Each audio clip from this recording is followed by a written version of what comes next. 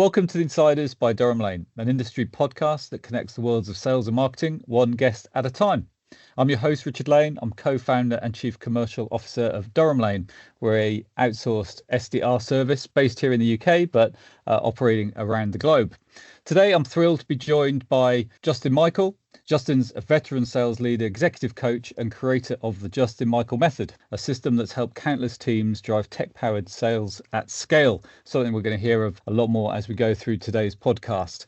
Justin's soon-to-be-released book, Cold Call Algo, is a bold playbook for modern sales pros navigating this AI world we find ourselves in, a book about reviving and reinventing cold calling in the age of automation. Justin, great to have you on the show. Thanks so much for being with us. Well, thank you so much. I'm excited to talk with you today. And demand gen and appointment setting are near and dear to my heart. I did that for a couple of years, full time, and with about 100 different startups at once. So I know the the three-ring flying circus that can be. And a lot of the material that I continue to write comes out of some of the very unique and distinct problems of trying to scale up top funnel. Excellent. Well, look, great to have you on as our guest. Appreciate it. As I mentioned, you've got a book coming out. Do you want to just give us a quick overview of?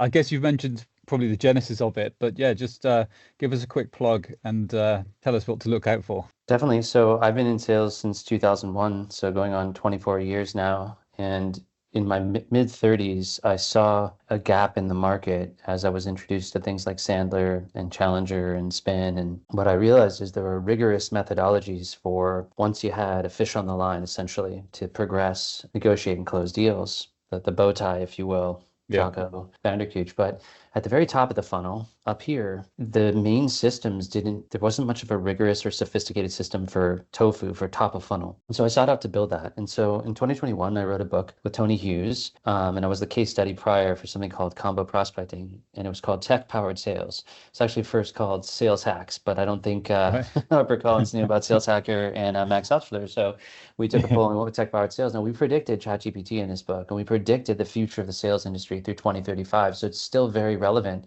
It's selling very well. In fact, one of my audience was in Kuala Lumpur 2 days ago, and there was a shrink-wrapped copy of Tech-Powered Sales. So it's out there. It's selling, right? It might be these books that are pushing it. But essentially, we looked at automating 70% of the top of funnel at that time. And two things have happened. One, LinkedIn has refused to open its API. So you can scrape publicly available LinkedIn data. I don't know how long that ruling will hold, but they lost a ruling. And that allows a lot of these companies to look at the publicly available data. But you can't actually get in there and get to the true data of LinkedIn. So they have that, and that's their moat and walled garden. That's fine. Number two, the Federal Communications Commission, the FCC, last year declared that digital twins are illegal for AI voice. So I can make a perfect model of Justin Michael as a voice AI. It can look like me, it can sound like me, but the FCC is like, no way. And Australia said no, and the EU, with their GDPR, of course, no way. Yeah. So if we can't automate LinkedIn for real, and we can't have the AI synthesize the voice, we cannot automate 100% of the top funnel. So these companies that say they're an AI SDR and full 100% outbound automation, that's illegal. $150,000 fine. So enter Algo. I have advised over 200 startups in the past 5 years, and the number one channel remains the phone. There's systemic problems with it. One, the list is the strategy. 40% of the data is bad on the major providers. So you buy multiple providers and then you create a data lake. It's very difficult. You have a VA operation, very difficult. So using AI for algorithmic scraping and verification to get a pure list is key. We talk about the targeting in the book, but essentially there's never been an enterprise grade cold calling book. The only guy I think who's done it is Art Sobchak, a book called Smart Calling. And I just love Art because in the book, he talks about not using permission-based openers. He talks about status and a lot of those Oren Klaff elements of pitching VCs. A lot of the phone techniques we see now are from the 90s. Hey, Rich, can I get 30 seconds of your time? It's a cold call. You want to roll the dice. It's gimmicky. It's sort of like, transactional and B2C. So this book is enterprise C-level psychology, power, status, frames, speaking C-level, gravitas, swagger. How do we do this on phones? If you're 22 and you're terrified, what do you do, right? How do we train them up? The second piece is how do we then take the phone and make it AI powered or AI empowered, meaning, well, we can't automate the call itself, and we still need the human. So what are all the tools we can think of? How do we find the right triggers, prioritize? How do we do the research and the point of view, hold the calls, analyze the calls, follow up after the calls, and then all the tech stacks around it. So in many ways, it's the heir apparent and the offspring of of tech-powered sales. So it's, the way I endeavored to write the sequel of Predictable Revenue, and Aaron Ross wrote the forward of tech-powered sales, and Mark Rivera sort of blessed it and left a great recommendation. This is now the current situation between 2025 and 2035. So I was compelled to write the book because my name wasn't on Combo Prospecting and I was the case study. And for 20 years, I made my living with my voice, which you can tell that's what I do. I speak and I write. I've written 8 books, and it's a disease. Very good. So I mean, and what I loved about the book, reading it through, was you go into a lot of detail about the tech stacks for the different plays, and some great just sort of putting it all together, people. So I think let's come back to that, but let's talk maybe. I also felt that at Durham Lane we have our 10 sales mantras. Mantra number 1 is business fit, business value, developing long-term relationships, and I think that comes through in your book as well. But maybe just to get us started, and I know you talk about the world, you quite aggressively actually at the beginning of the book talk about how the world has changed. What's the first outdated sales habit you'd outlaw tomorrow if you were king? Yeah, well, so there are 10 million tech sales reps. A lot of these work for other people. They don't work for themselves. So the advantage you have as an agency is you can go out and get, 5 domains and 3 emails per domain. You can spin up 15 or 30 email addresses, put them through Clay and build Clay tables, and you can work at very high scales. The average rep in a SaaS company from AE to VP to even CRO gets 1 Gmail address. Yeah. And I have one for a corporate, for my C Corp, and send 75 emails and it shuts off. So you have a super throttled email. So email is about 1 in 1,000. It's hitting. So what's happened now since tech-powered sales is now the second channel is LinkedIn. So now phone is first and LinkedIn is second and email is third. It's the tertiary channel. Only way to hack into email is to get lots of domains. And we're not seeing companies get sophisticated with that yet. Companies have gone gangbusters finally for dialers and power dialers and parallel assisted dialers. But that also doesn't work, because if you have 40% dirty data and you pump that into 4 to 10x dialer, then you're just sort of spamming the TAM. So I was really excited to see that Orem, for example, has a power dialer and a parallel assisted dialer. If you have some clean phone numbers and they pick up, priority 1, you dial them with a power dialer 7 times, like I have your cell phone. And then priority 2, if they missed it or it's murky, we throw those through the parallel assisted dialer. So there's different tech that you're using for different elements, and this is the most sophisticated surgical approach. So that's what's really changed. I mean, the holy grail of my last books were find the cell phones and then blast them all through power and parallel dialers. Oh, the other cool thing is Orem has Boost Connect, and Connect and Sell as well. Like, you can impute the time of day you're most likely to respond. So we can use AI to understand when you respond most likely and by what channel. So that's powerful. But you have to look at your list in a much different way now. And so companies like Titanx.io or Cloudlead.co can go in and verify and validate the phone numbers. So this is interesting. Imagine you give a rep 50 phone numbers to call, but they all pick up. And so what really tipped me off to this new reality was Connect and Sell research. They looked at 100 million phone numbers and then 10 million recently. 50% of the meetings that were held were fully navigated dials. That means through phone trees, IVRs, because in the pandemic, you call the switchboard, dial 362, and it routes to their cell phone. So there's this crazy marriage with that. And in the main data sets, something like only 7 to 10% are cell phone data. And then what's coming out in the data is about 20% of humans, period, pick up ever. Like, I don't have a voicemail. My 75-year-old mother can't find me now. It's awesome. Finally pulled the plug. So I'm a huge proponent of leaving lots of voicemails. That works well. That's the combo technique we talk about in the book, a way to do a mysterious sort of 90% callback voicemail. But this book is going to be about your psychology of who to call, how to build the list, what tech to use, and then how to build those awesome lists, how to go at it in different priorities with different approaches.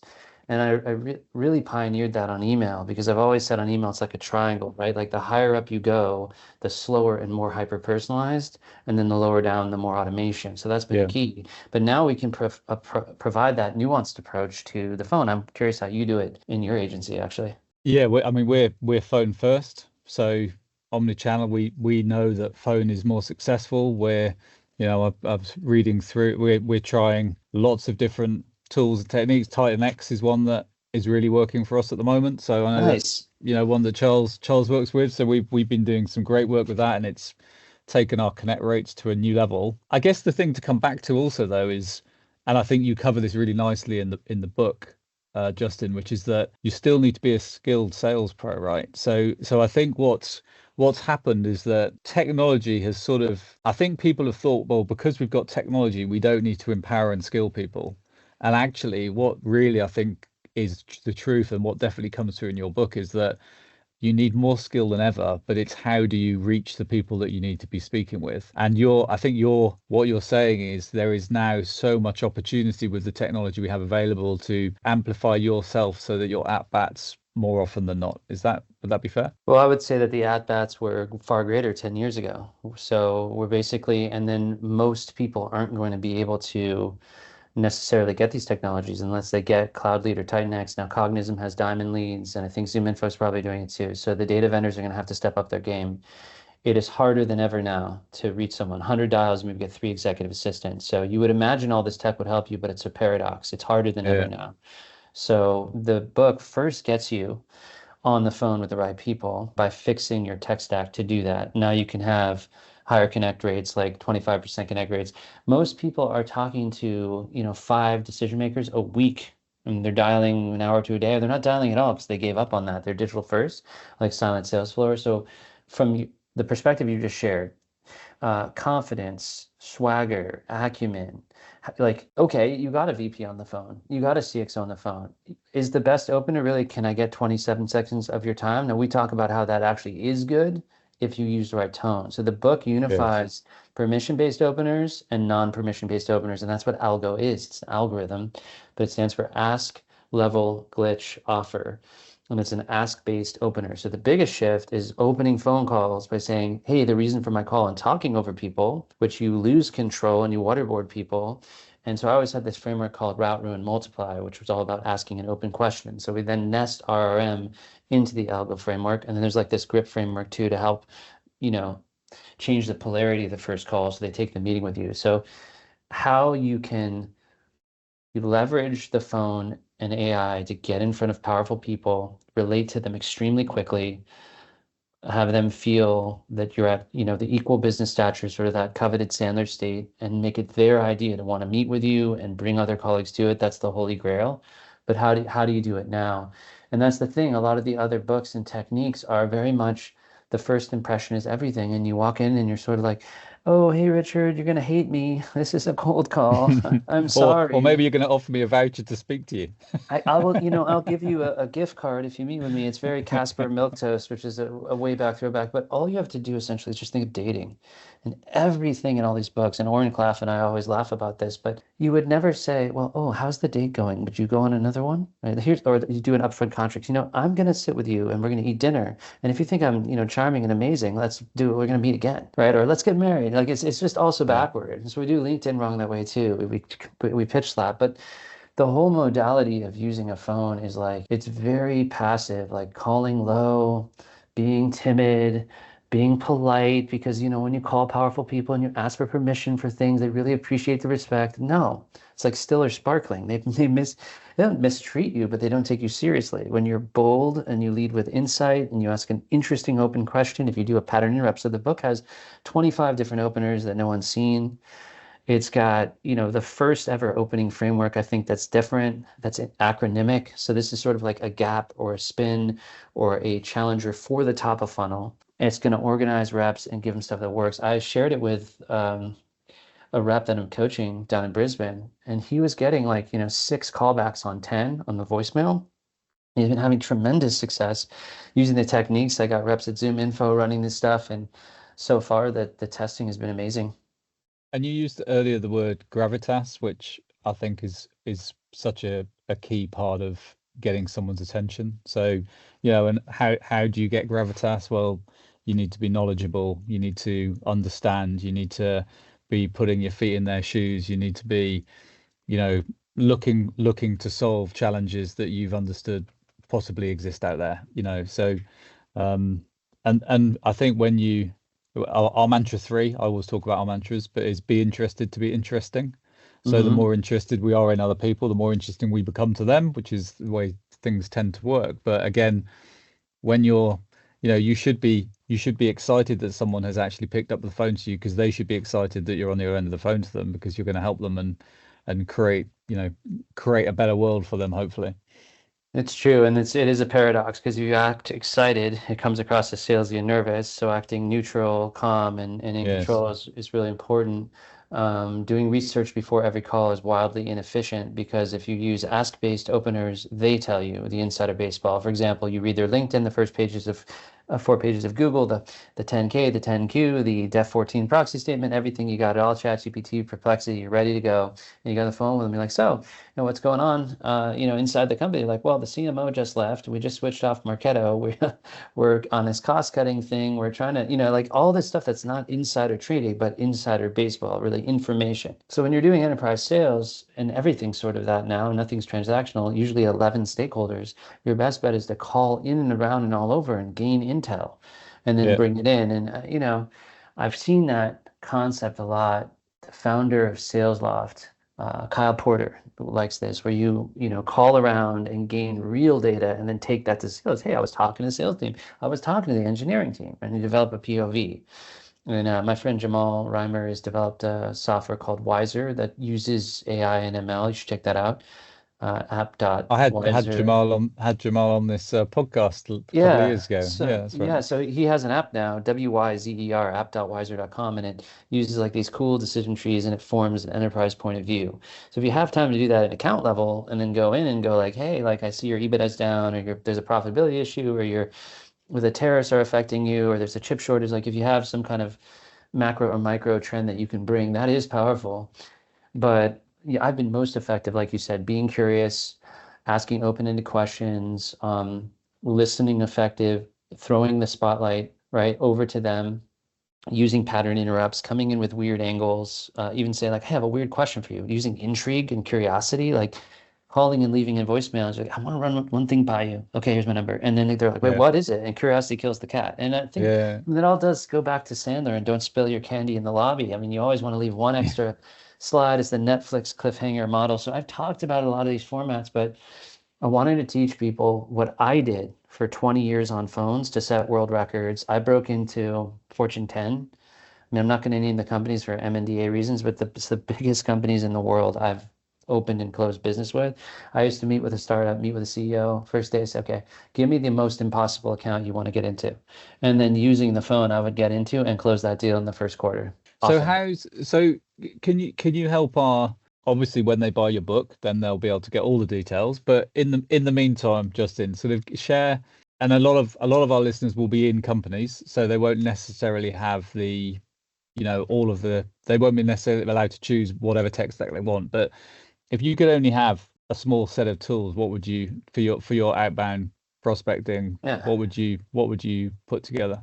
So that was the other huge lesson is you either, if you're running a team, you drop ahead and invest in the tech stacks, training, enablement. But right now, everyone's just getting random patchworks of AI. But the thing is, I wanted to create the MacGyver approach. So for me, I just built a simple Excel or Google shared spreadsheet. I have this thing called the account-based sales development process, which is modeled off Lars Nilsson, who took Cloudera stratospherically, and also Snowflake's SDR team. It's a stack ranking tracker mechanism. You can build it in Monday.com. The way that you do the tracking, memorize the switchboards and keep it up so you can get 5 to 12 touches. Now, I'm the honey badger. I'm known for, much like Jeb Blunt, leaving, 40, 50 voicemails, just calling people, incessantly, patiently, persistently with finesse. So you need Google Sheet, cell phone, and LinkedIn Navigator. That's it. Yeah. So there's that technique is a silver lining in the book. You'll buy the book, you'll crush it that way. You can use the codexes and my other work.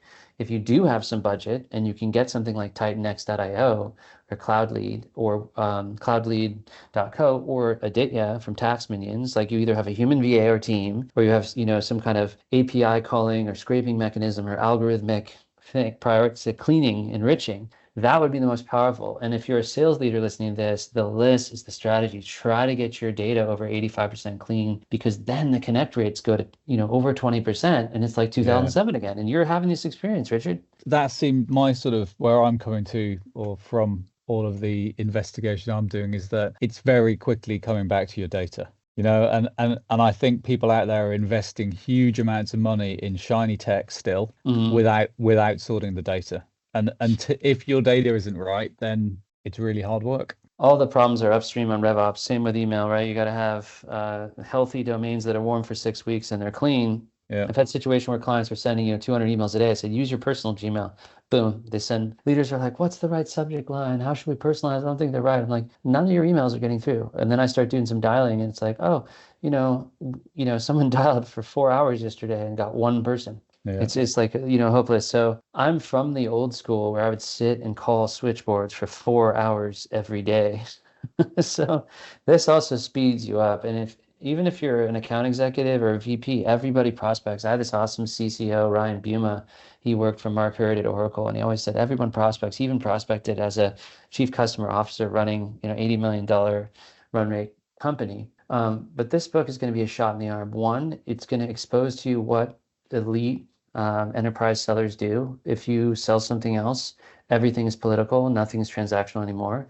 Remember, I did a $10,000 deal with the president of this sunglasses company, very famous, came in to stamp it, and I was shocked. It was just 10 grand. So because of Right. Sarbanes-Oxley and Yeah. oversight, like the C-levels are crawling around a lot of these accounts. So I wouldn't assume you just call one person. I don't know, unless you're doing like Groupon offers. So this book talks about power, multi-threading, persuasion, reverse psychology, and the entire thing is quick. It's a 35,000 word book. It reads like the Terminal List or Jack Ryan. It's like a Navy Yes. SEAL kill manual. It's like a Jocko Willink, David Yeah. Goggins type vibe. I've never written anything quite so thrilling because it quickens your pulse. It gives you the feeling of when you do connect with a sea level and you're like, and you're there. And so it's a thrill to read. Read it many times. You have lots of Easter eggs. All 13 or 14 chapters have an AI power play.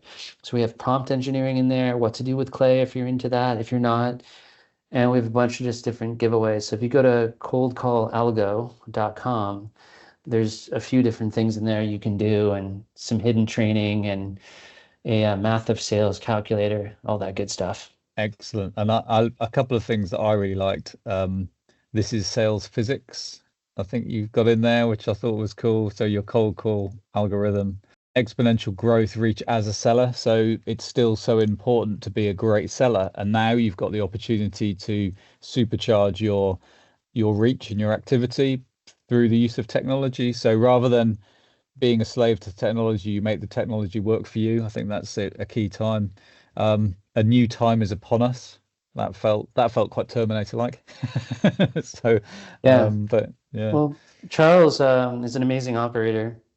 He's been involved in editing a lot of my books, and it's great to do this with him as Tony did books with me, and you sort of passed the torch. But the key thing here is that we are living in a brand new era. He came from Wall Street, so he's really good with like calculations and math. And my grandfather's a nuclear physicist, so I definitely punch above my weight. My brother's at Google. But this book is actually extremely simple. There are probably 50 million GTM people, 10 million sellers. There's about 750,000 SDRs. I think it's going to double.